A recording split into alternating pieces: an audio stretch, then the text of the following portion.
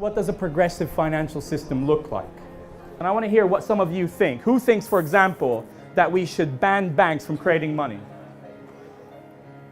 Control over how money is created and what it's used for is a democratic issue. You currently have the banking sector, profit-seeking banking sector, not accountable to anybody other than themselves, who are creating up to £200 billion a year of new spending power and deciding where in the economy that goes. Monetary reformers believe that that entire money supply should be for the benefit of the public and should never be created by a private organisation as debt. Democratising the money supply, what that means is putting the power to issue and allocate money back into the hands of the people. The Bank of England tells me that we raised $14 trillion in a year to bail out the banks. That's the way to change what we have. Take all power and all freedoms away from the people and collect everything into the hands of one small group with absolute power.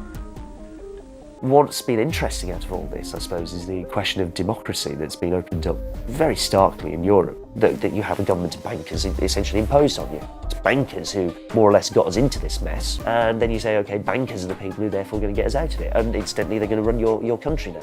There's a serious question of democracy that's opened up here.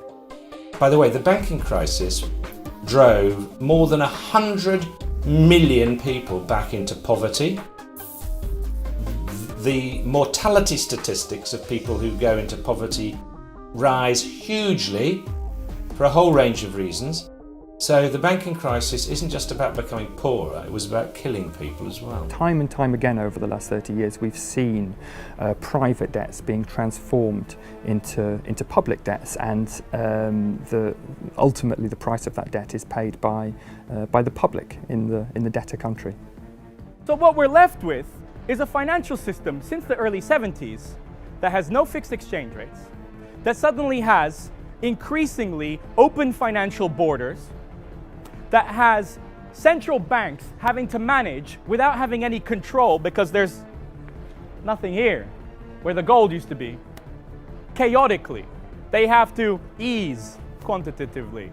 They have to lend as a lender of last resort.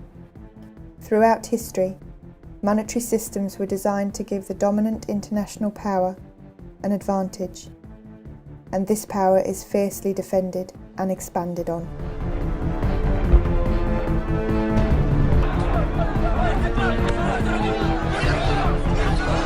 And they flee in terror from an incredible bogeyman. An American flag is burned at the height of the demonstration. Both President Johnson and Francisco Franco were vilified. A new low in public protest added strain on Spanish-American relations. Order in the court! Order in the court! I want Americans and all the world to know. Come on, fire! I want Americans and all the world to know. America has no regard for conventions of war or rules of morality.